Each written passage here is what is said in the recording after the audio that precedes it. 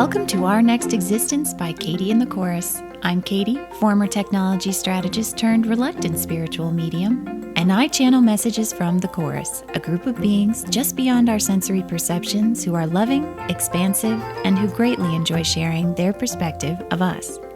Join us each week as we share and discuss their ideas about humanity's existence, purpose, and future. Concepts you can draw from to accelerate your path, expand your perceptions, and ultimately step into the flow of the universe and your life. Welcome back, everybody. So we're doing pretty good so far this season. We've covered relationships and divorce and survival buddies and being a warrior of presence and energetic houses and connecting grid work. And last week we talked about annoying pain in the ass little brothers, speaking from an ancient perspective. And we're moving right along through distance topics. Now, some of you might be thinking, I don't totally understand how all of those topics so far are related to distance, but okay. And here I could run back through every single one of those topics and point out, for the benefit of the mind, what is distance related, but it's kind of the long way around the barn. The more rapid way to do this is to continue what we have been doing, which is to reach new points of connection on energetic levels, which will ultimately demonstrate for you a different way of exuding distance in your life. At which point, any number of fantastic thoughts will come to you, and you may at that moment in time connect some of the things we've been talking about here to this new embodied idea of distance.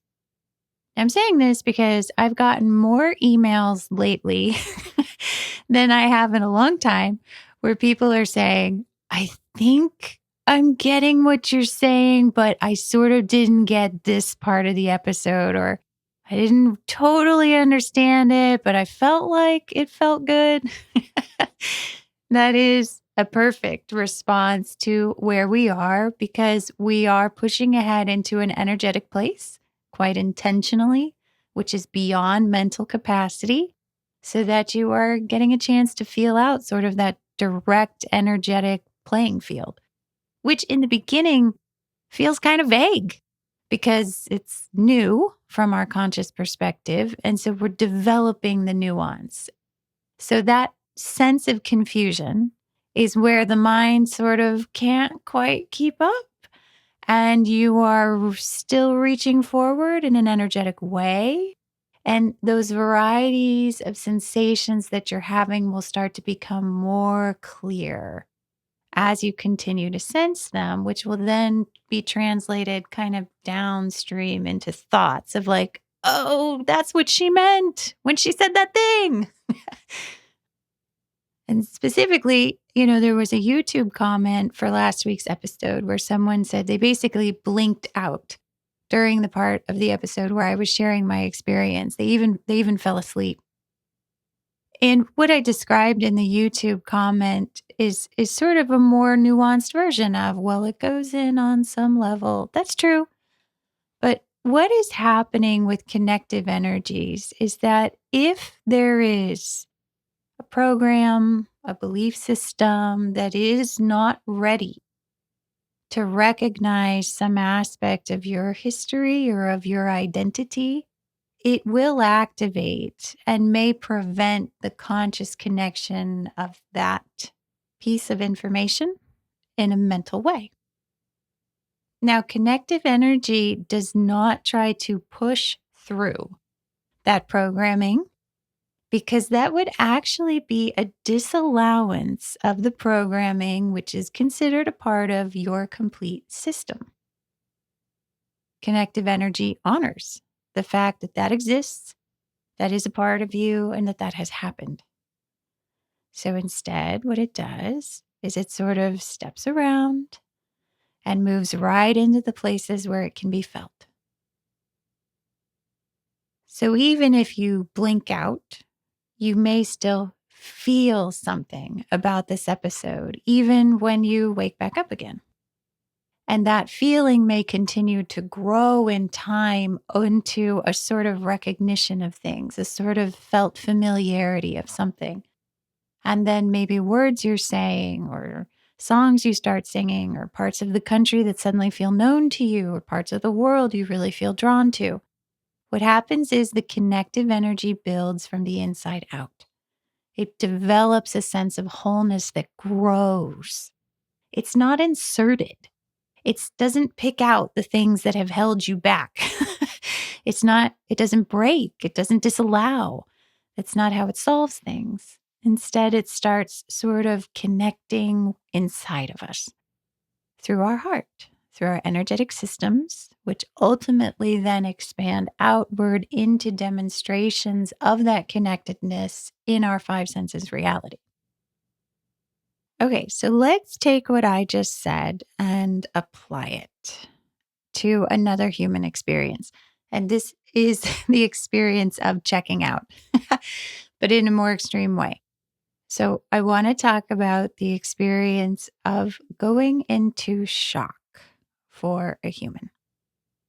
Now, there's enough that we've built over recent episodes that there might be some part of your brain that's sort of like, I think I get it. But there's probably still going to be a part of you that is energetically resonating with what I'm describing, even if it doesn't quite make sense, because we are talking about the experience of things not making sense. How's that for like a layer inside of a layer? I always think of that show, Pimp My Ride, where they used to do those makeovers of those cars. And it was like, we know you like shoe closets, so we put a shoe closet inside of your trunk, inside of your ride. You know, it was like layers of things you like. Anyways, I digress. Okay, so back to the point. What is our understanding of what happens from our five senses perspective when someone goes into shock? Now, I'm not a psychologist or a neurological expert, so I'm going to wave my hands a little bit here and just summarize it to say that our understanding today of when we go into shock has to do with sort of mental overload. It is a mental problem, to put it simply. We wouldn't say that you go into shock because like your knee went out or your liver failed, right? It is associated with the mind quite specifically. Now, in Eastern doctrines or ancient philosophies, we might say that the chakra system gets thrown out of whack, or you're not grounded, or it's too much energy, and things of that nature, all of which are extremely valid perspectives. But let's approach it for this example from the chorus perspective and that whole concept of our belief system complex. From their perspective, what might be happening when a human goes into shock?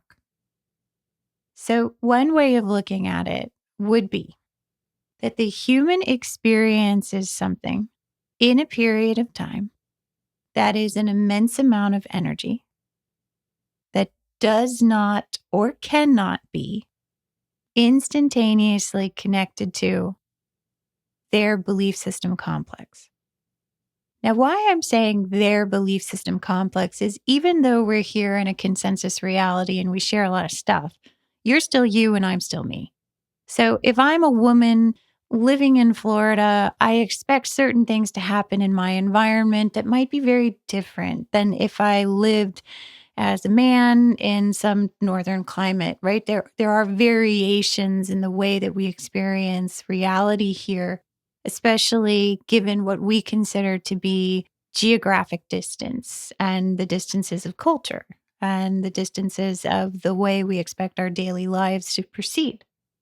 So if I leave my house and get in a very sudden car accident, I might be somewhat dazed. And we would say that's from the impact and that's from all the lights and the sound, and that's true.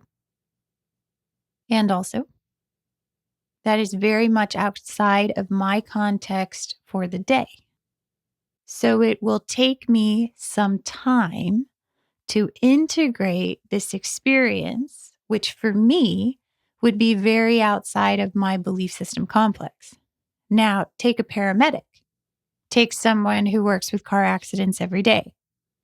There is a very good chance, probable, but not assured, that if a paramedic gets in a car accident, he or she may experience a little bit less shock than I would because they have probably had thoughts sometime in their career, potentially many times, about what would happen if they were in a car accident. They are familiar with the sights and the sounds and the process and even the drive to the hospital afterwards. So now at this point in the episode, you might be feeling a little bit of like the brain is sort of like, what are we talking about? And it may even be bringing up sort of concerns over some experiences of shock that potentially you have had. So we're going to allow for that. I'm going to let that be true. I'm going to extrapolate this now a little bit further away from things that might activate fight or flight in our systems. So, if going into shock could be looked at as having an experience that is outside your day-to-day belief system context, then what might catatonia be when someone goes completely catatonic? Many years ago, I was watching Earth Files with Linda Moulton Howe. Some of you are familiar with her name. She is a journalist and researcher who was drawn into paranormal topics through cattle mutilations early in her career, which has led her to some 35 years of work, I think now, covering sort of government conspiracy topics and UFO, UAP type things.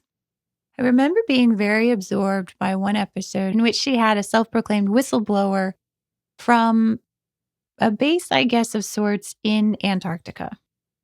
He retells a story of a variety of things happening, but the part that still stands out to me and did then was that there was potentially something unusual down there in the Antarctic, and they had a team of scientists come down. He was in charge of flying them to a particular location where they dropped them off. And then when they came back to get them, I think quite a while later, maybe even a couple weeks later, the scientists were all there, but they all seemed to be catatonic. They were all not speaking, not looking, not moving, sort of sitting beside the runway in a state of shock. Now, I don't know what those scientists experienced, or maybe some part of me does. But based on what I was discussing with the chorus at the time, I felt like somehow the chorus's energies could assist in relieving the state of shock that they were in. But I didn't know why. So fast forward a whole bunch of time and, weird experiences of my own. And what I have started to understand is there are certain types of trauma that, bump people outside of their belief system complex context of their daily lives. But then there are the types of shock that bump us outside of the group consensus.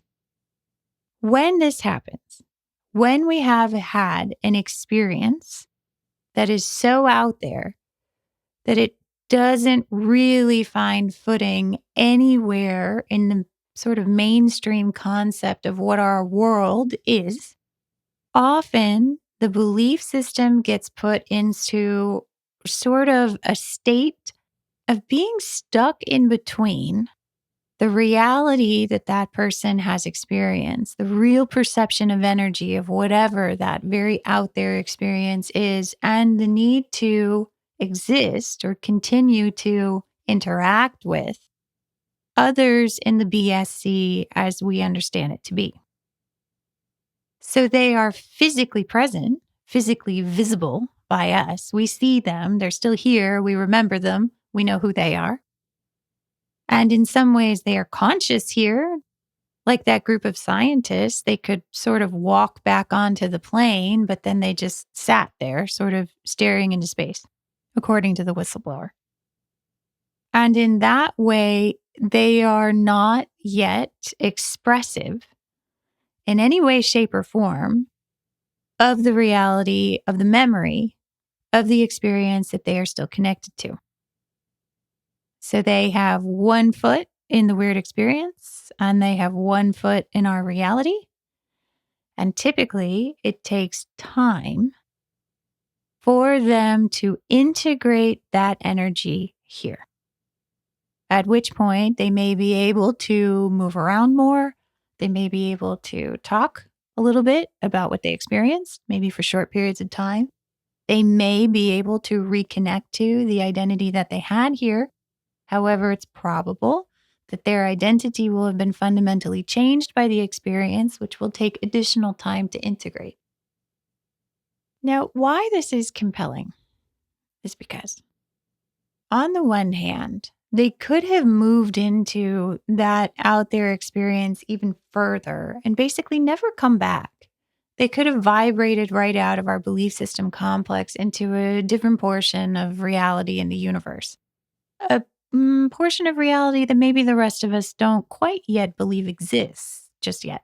Although a bunch of realities are starting to collide. So there's that, which we'll talk about in just a second. The other route, however, is that as they return, the belief system handles it in a way that excludes the portion of that experience from the identity of the person here in this reality. So basically, kind of like a split personality disorder, where they come back and they act completely fine. And someone would say, "What happened to you while you were on that scientific mission?" And they might say, "What mission?" The disconnect is so strong that there is a complete blank over that time period, over that entire bucket of things that are so difficult to integrate into our reality that they don't remember it at all. This is what is often happening when people are having experiences of missing time. There has been something that has been experienced. However, the uphill challenge of integrating all of that back into their existing paradigm here is so great that the entirety of the situation is completely forgotten until a great deal of time has passed, in some cases, sometimes many years, in which the belief systems have evolved to allow for that kind of unusual experience to be able to be recalled without damaging the personality or the identity in the existing belief system complex. So, this is part of the reason why experiencers often find themselves drawn to all sorts of esoteric topics after an experience that is partially recalled, completely recalled, or even not recalled at all. What they are doing for themselves in many cases is expanding their belief systems in a way that is allowed by our group consensus, paving the way for them to integrate their extraordinary experiences.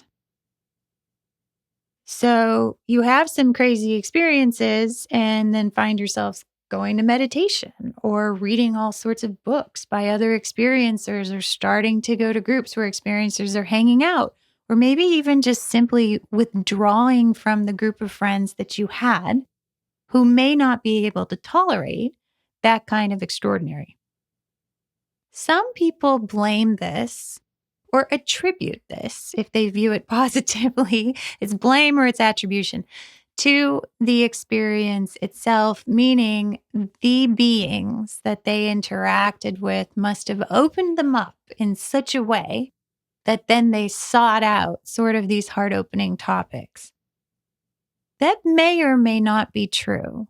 However, in all cases, there is still some aspect of the awakening human who is choosing to pursue those topics as a way of balancing the juxtaposition of the identity that they are coming from, where this stuff wasn't possible, and the identity that they are now expanding into, in which they are still who they are, and also they've had this extraordinary experience. And so now what? Okay, so let's get back to our scientist friends who were catatonic in Antarctica. completely possible that a decade or so after this experience, you will find them at a meditation class trying to understand human consciousness and what else is out there and how it all works. A process that was catalyzed many years earlier by an experience on a mission that they can partially remember. Now, it is incredible that they can partially remember it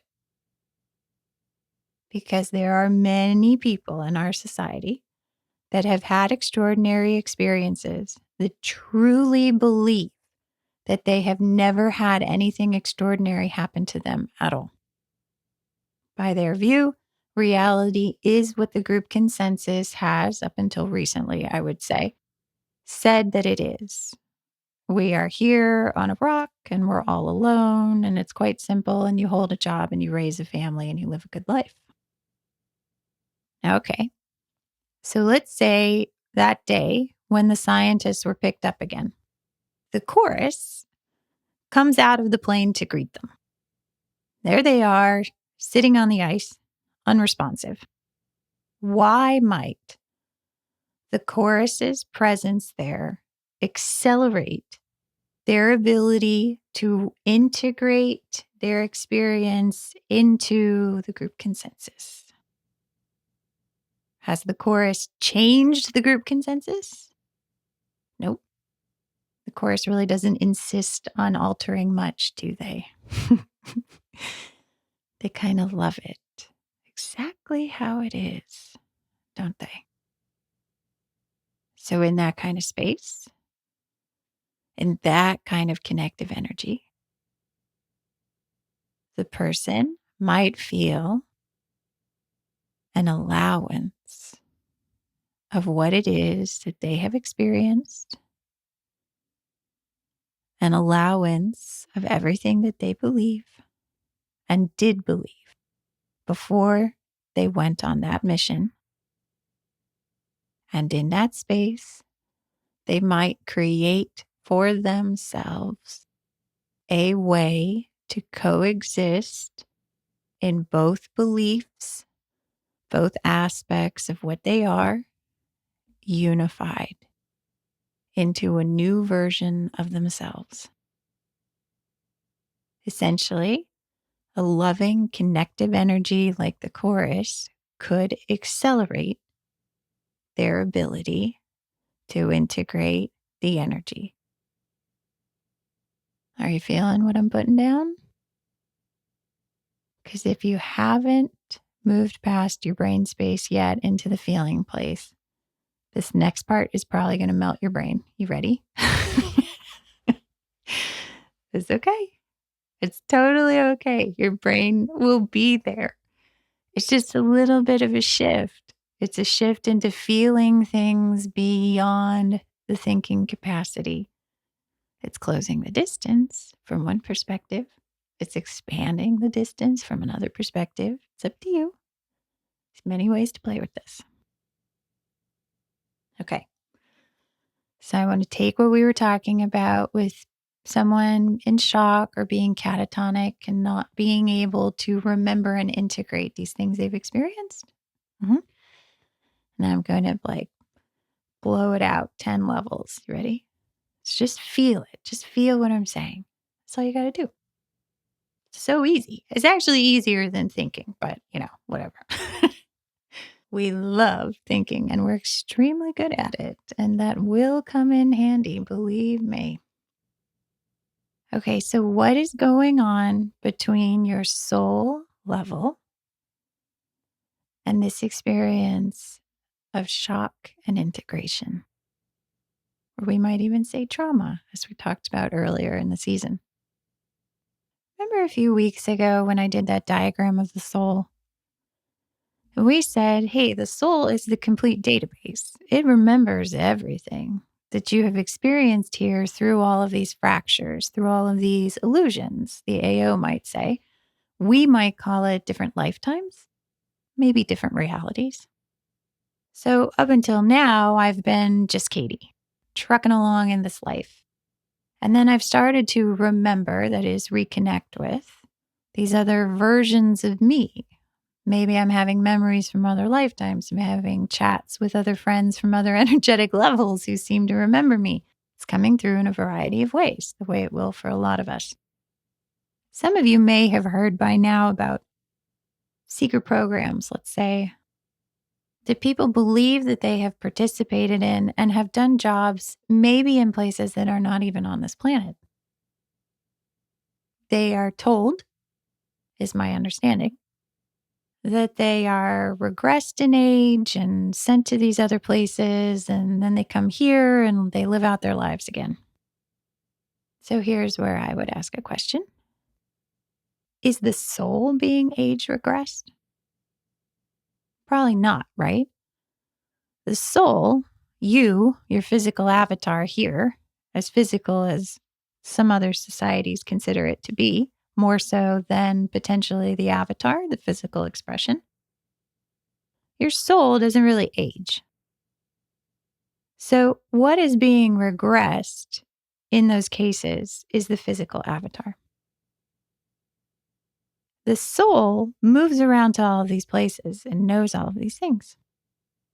But here in this timeline, this most interesting timeline, this most interesting place, we are starting to reconnect to, through this identity, through this version of you that's listening to this podcast right now, all those different things that our soul has experienced here. When I say here, I mean somewhere in this grand game of limitation that the chorus loves to describe. As our hearts expand, as our energetic systems expand, we are more able than ever to integrate the energies of these other experiences into the perspective that we hold here. How is this happening?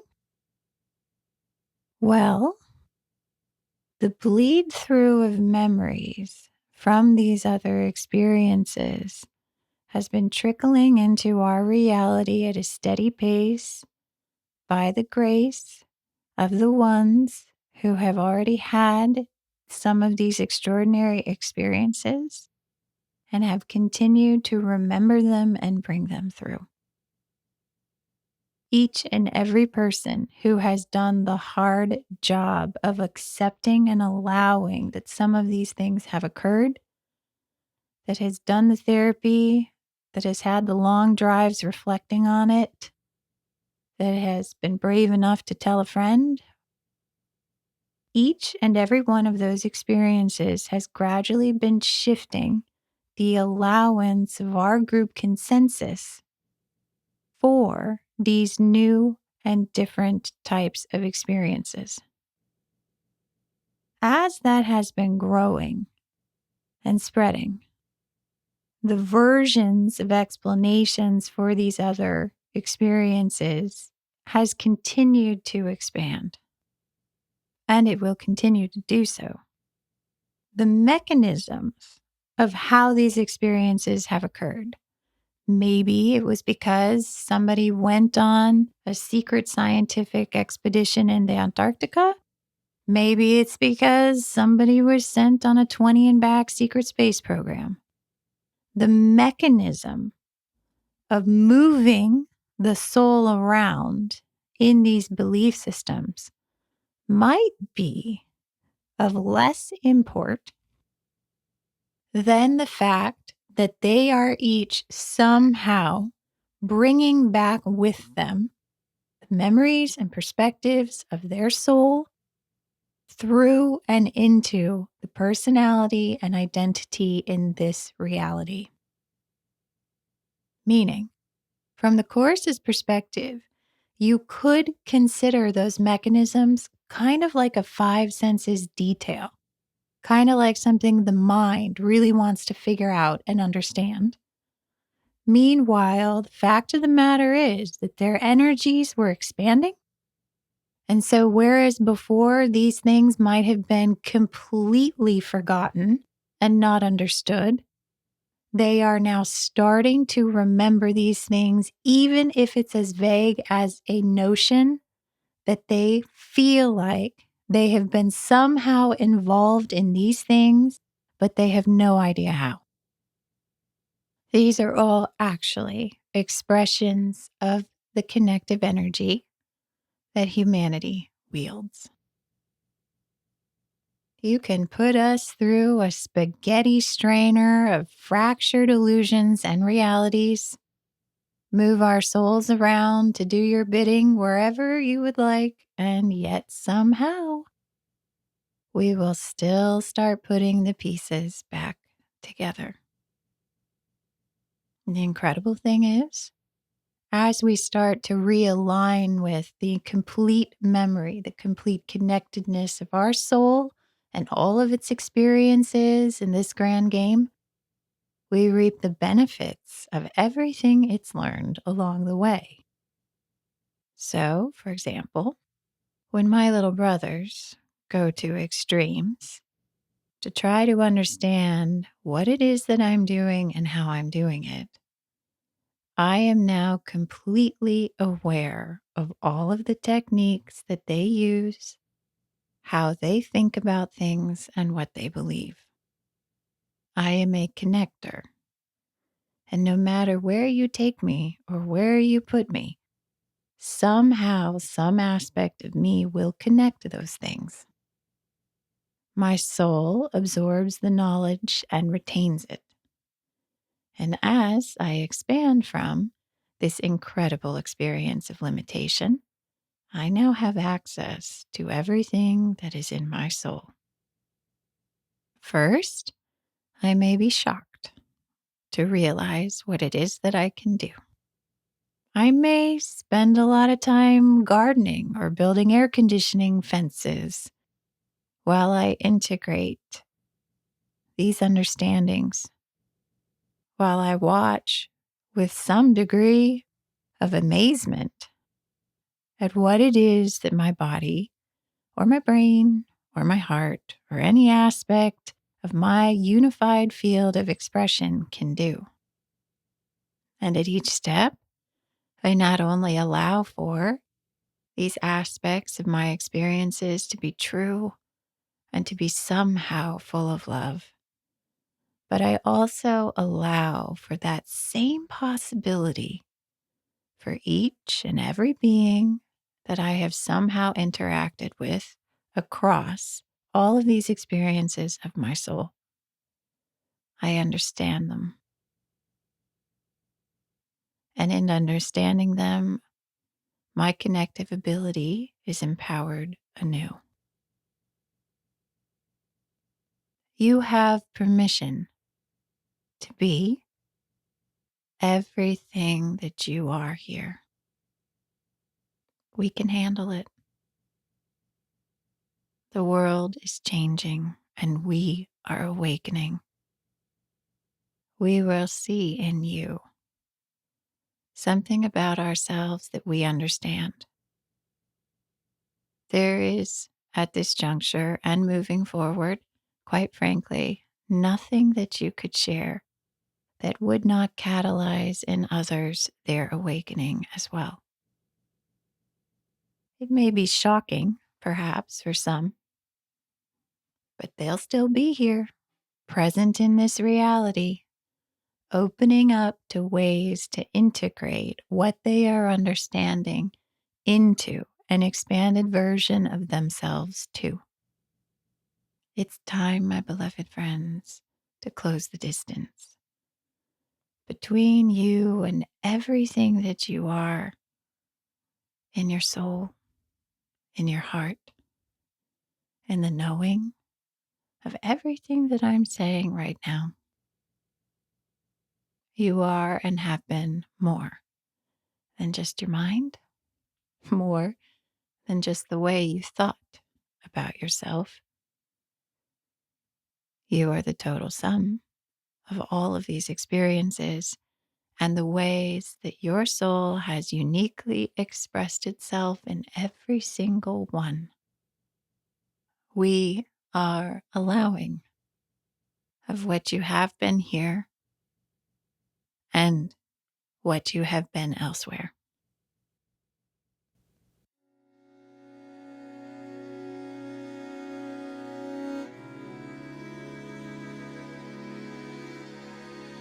Home is in that more infinite version of you.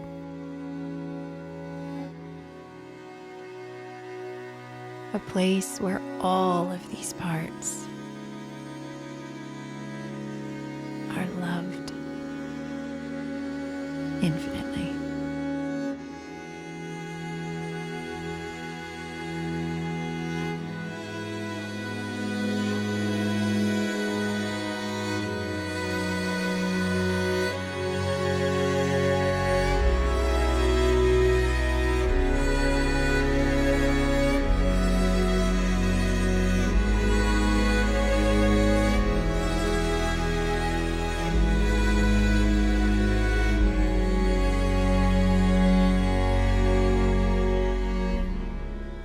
Thanks so much for listening. We hope you found these messages to be helpful. May they accelerate you on your path wherever you'd like it to go. For more information on the books which correspond to these podcast seasons, our podcast, live events, or how to get in touch with us, visit katieandthechorus.com. Thanks again. See you next time.